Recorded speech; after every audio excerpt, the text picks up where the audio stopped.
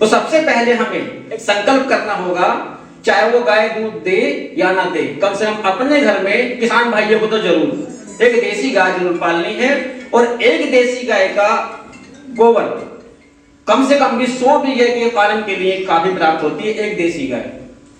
उसके मतलब मुझे बताया गया वहां पर कि जब हम कुछ चीजें तैयार करते हैं अपने खेत के लिए, जैसे बीजामृत करते हैं, जीवामृत बनाते हैं, कीटनाशक बनाते हैं, ये 0 बजट की खेती मुझे वहां बताई गई। इसमें खर्चा कुछ है नहीं और आमदनी ज्यादा है। तो पहले हमारे भारत देश का किसान जो होता था वो हर चीज से भरपूर होता था। आज क्या हो गया है, किसान खेत के अंदर जाएंगे, पहले गुटखा चलेगा और खेत के अंदर जब जुताई करेंगे तो तरह तरह के गीत बजते रहेंगे। उस समय ऐसे गीत नहीं बजते थे, बैलों के गले में भी घुंघरू डालते थे ताकि बैल बहुत मस्ती से होकर के जुताई करें, अपना कार्य करें, और किसान भी बहुत मस्ती में रहता था। और खेत के अंदर जाने से उससे पहले खाद का, रासायनिक का हमारे देश में प्रादुर्भाव नहीं था। जब एक बार अकाल पड़ा तो बाहर से ये खाद मंगाया गया और उसके बाद से जब से खाद का रसायन हमारे यहाँ खाना शुरू हुआ तो बहुत सारे रोग बढ़ते जा रहे हैं। आज अस्पतालों के अंदर कैंसर, ब्लड कैंसर, शुगर, अन्य रोग बढ़ते जा रहे हैं। आप देख ही रहे होंगे, जब से खाद आई है तब से रोग आना शुरू हुए हैं। हमारा भारत आज रोगी भारत बन गया है। अब हमें फिर से इस भारत को निरोगी भारत बनाना है और निरोगी भारत बनाने के लिए मेरा भारत, स्वर्णिम भारत, इस प्रकार के हमारे यहाँ पर अभियान चलाए जाते हैं। सबसे पहले किसान चलाया गया था अभियान, अखिल भारतीय किसान सशक्तिकरण अभियान, मैं उसमें भी गया था। फिर बनाया था अखिल भारत मोटरसाइकिल अभियान और सबसे पहले था किसान सशक्तिकरण अभियान। लगभग मैंने संस्था के सभी कैंपेन में भाग लिया है और मुझे इतना अच्छा सौभाग्य मिला कि मैं 360 गांव में जाकर के किसान भाइयों को ट्रेनिंग देने का अवसर मुझे मिला वहां से आने के बाद में। तो पहली जो फसल होती है हमारी, जैसे मान लिया हम गेहूं का लगाते हैं तो गेहूं के लिए हमें बीजामृत तैयार करना होता है। बीजामृत बिल्कुल निःशुल्क तैयार होगा, डीएपी की जगह हम बीजामृत लगाएंगे। बीजामृत के अंदर जो देसी गाय का गोबर होता है हमें मात्र 1 किलो गोबर लेना है। उसके अंदर 5 लीटर हमें पानी लेना है, 1 लीटर उसमें गौमूत्र भी लेना है क्योंकि गाय का गोबर और गौमूत्र बहुत ही फायदेमंद चीज है। और 1 मुट्ठी मट्टी लेनी है, पीपल के नीचे के ले लें या जिसमें रसायन ना लगा हो ऐसे खेत की मिट्टी ले लें, बुझा हुआ चूना ले लें और 250 ग्राम के लगभग हमें 5 लीटर पानी में दूध कच्चा लेना है। और इस घोल को एक जगह मिलाएं और करीब 1 हफ्ते तक इसे आपस में मिलाते रहें और जिधर घड़ी की सुई चलती है उस तरफ उसको मिलाना है। और जिसका नाम है, ये जैविक खेती के अंदर आता है, यौगिक खेती के अंदर आता है। अपनी आत्मा को ईश्वर परमात्मा से योग करके उसके वाइब्रेशन उस घोल के ऊपर डाल लें। अब ये विशेष चीज जानने की है कि ये वाइब्रेशन प्रकृति हमारे कैसे कैच करती है। जो वाइब्रेशन हमारे उस घोल के ऊपर जाएंगे वो खेत के ऊपर जाएंगे और खेत के ऊपर जाने के बाद में अपना चमत्कार दिखाएंगे। इसका प्रैक्टिकल उदाहरण माउंट आबू में जो हमारी तपोवन में खेती हो रही है वहां पर देखने के लिए मिला है। वहां 1 फुट की गाजर, 2-3 फुट की लौकी, बड़े बड़े आलू और बगैर किसी पेस्टिसाइड के देखने के लिए वहां मिलते हैं प्रैक्टिकल में। आप सभी को जाने का मौका मिलेगा, आप भी जाएंगे, देखेंगे और इस खेती को सीखेंगे कि किस प्रकार से हमें खेती करनी है। तो जो वाइब्रेशन होते हैं, एक वैज्ञानिक ने, जो हमारे देश के वैज्ञानिक थे जगदीश चंद्र बसु जी, श्री जगदीश चंद्र बसु जी थे, उन्हें प्रैक्टिकल जानने के लिए 2 पौधे लिए और एक लॉ डिटेक्टर मशीन के आगे दोनों पौधों को रखा। पहले पौधे के सामने खड़े होकर के बोले, मन के वाइब्रेशन दिए कि तुम बहुत बेकार हो, तुम कभी जीवन में आगे नहीं बढ़ोगे, तुम हमेशा जीवन में अकल्याण को ही प्राप्त हो जाओगे। तो उस पौधे की जो बढ़ने की गति थी वो कांपने लगी, डरने लगी, वो धीरे पौधा सूख गया। दूसरे पौधे को वाइब्रेशन दिए कि तुम बहुत अच्छे हो, बहुत तेजी से आगे बढ़ोगे और जमीन में संसार के लोगों का कल्याण करोगे और अच्छी पैदावार करोगे। तो ऐसे वाइब्रेशन देने से वो पौधा बहुत तेज गति को प्राप्त होना शुरू हो गया और उससे अच्छी अच्छी जो थी फल फूल आने शुरू हो गए। तो ये था वाइब्रेशन का कमाल। उसी प्रकार से उस घोल के ऊपर हमें सबसे पहले बीजामृत जो बनाएंगे वो घोल परमात्मा से वाइब्रेशन लेकर के 7 दिन तक उस घोल को हमें देने हैं। जब वो घोल तैयार हो जाएगा तो कम से कम 15 किलो बीज हमें तैयार के लिए ये वाला हमारा घोल तैयार हो गया। उस घोल के अंदर हमें उस गेहूं के बीज को निकाल करके फिर हमें छाया में सुखाना है, वो ना कि धूप में सुखाना है। और डीएपी की इसमें आपको जरूरत नहीं पड़ेगी। जब वो तैयार हो जाएगा तो धरती माँ को वाइब्रेशन देने हैं कि हे धरती माता, मैं आपको परमपिता परमात्मा शुभ भावना शुभकामना के वाइब्रेशन लेकर के वातावरण में अच्छे वाइब्रेशन फैला करके तब उस बीज को हमें खेत में लगाना है। जब वो लग जाएगा 21 दिन बाद आपको पानी देना है। कितने दिन बाद देना होता है ऐसा बताएंगे। 21 दिन बाद पानी देना होता है। उस पानी के लिए आपको जीवामृत तैयार करना है बिना किसी खाद के। वो जीवामृत कैसे तैयार होगा? एक 200 लीटर के ड्राम के अंदर 10 किलो देसी गाय का गोबर, 5 लीटर गौमूत्र लेना है, 5 किलो बेसन लेना है और किसी भी दाल का सकता है, पुराने से पुरानी दाल हो, दाल कैसी भी हो, गली भी हो, वो लेना है। और 5 किलो उसमें गुड़ लेना है, वो भी बगैर किसी रसायन का, केमिकल वाला गुड़ ना हो, शीरा भी चल जाएगा। ये चीज लेकर के उसमें 21 दिन जब करेंगे 7 दिन पहले आपको वो ड्राम तैयार करना पड़ेगा और सब चीज घोल बना करके 7 दिन तक उसको घड़ी की सुई की तरफ घुमाना है और वाइब्रेशन देने हैं। वाइब्रेशन क्या देने हैं यही अभी आपको बाद में बताएंगे। वो वाइब्रेशन क्या देने हैं। सबसे पहले हमें अपने बारे में जानना पड़ेगा कि मैं वास्तव में कौन हूं। तो यहां बताया जाता है, दीदी ने बताया भी होगा, अपनी स्वयं की पहचान कि मैं इस कर्म को करने वाली एक शक्ति आत्मा हूं। मुझ आत्मा के पिता परमपिता परमात्मा है। परमात्मा से शुद्ध वातावरण की किरणें मेरे ऊपर आ रही हैं। मेरे मस्तक से ये किरणें निकलकर इस घोल के ऊपर जा रही हैं और ये घोल मेरे खेत के अंदर जाएगा।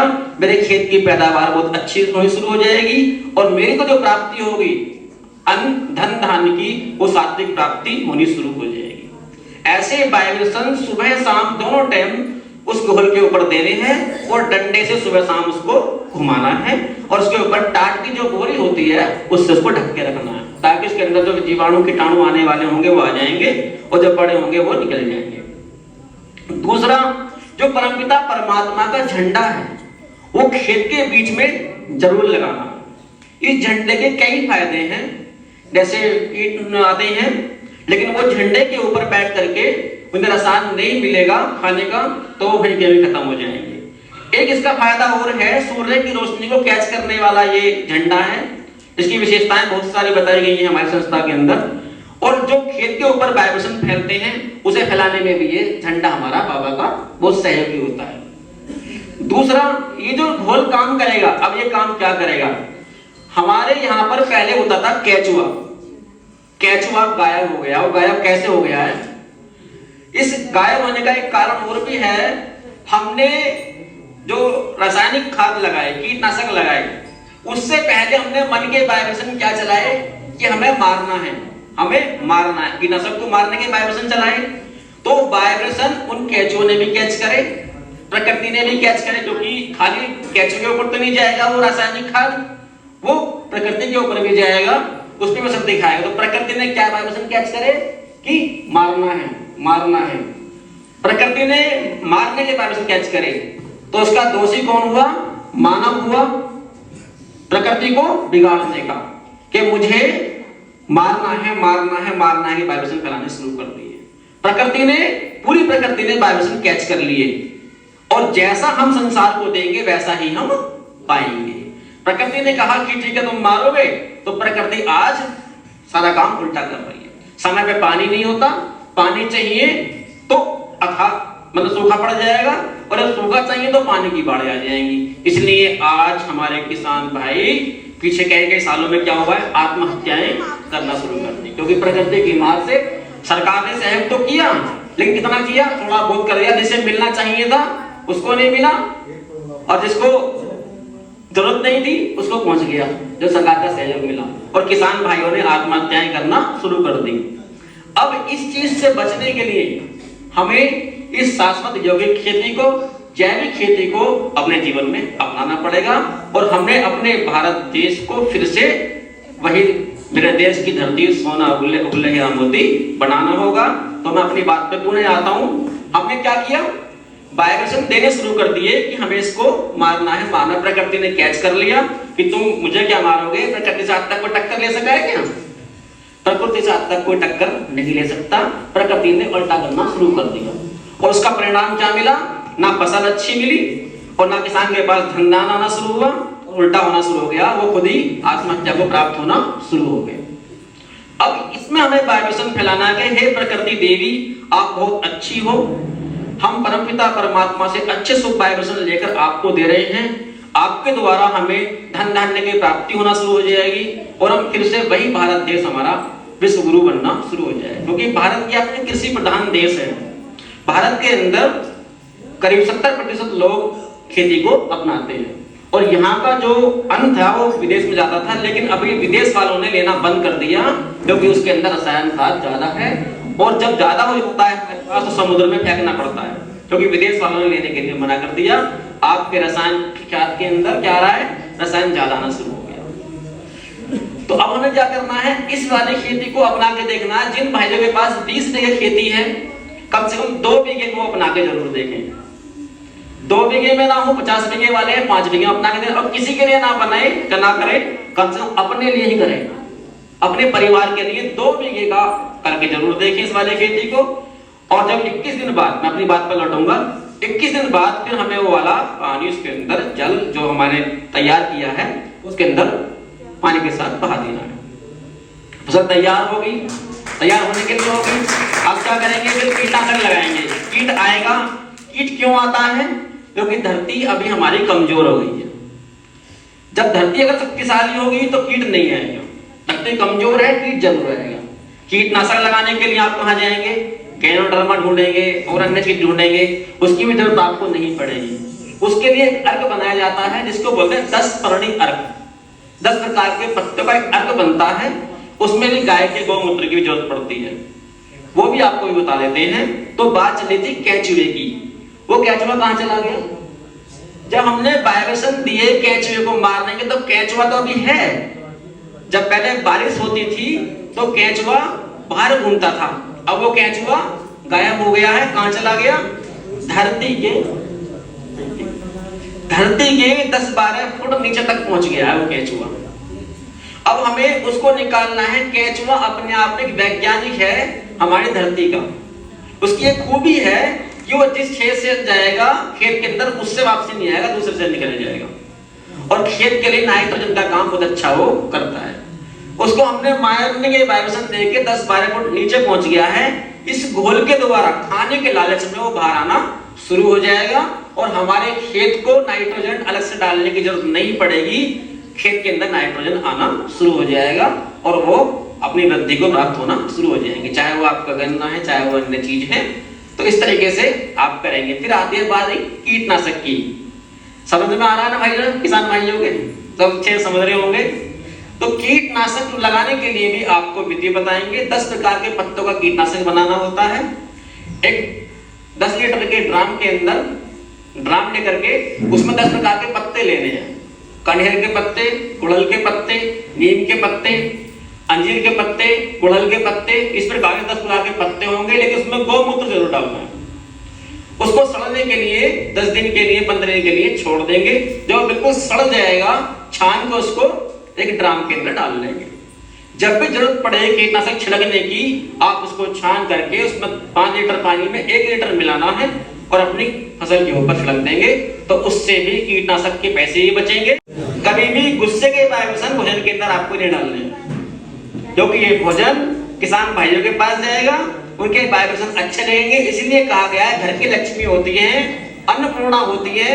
वो अन्नपूर्णा अपने अन्न बना करके तैयार करके जो देंगे, तो इनके वाइब्रेशन कैसे जाएंगे?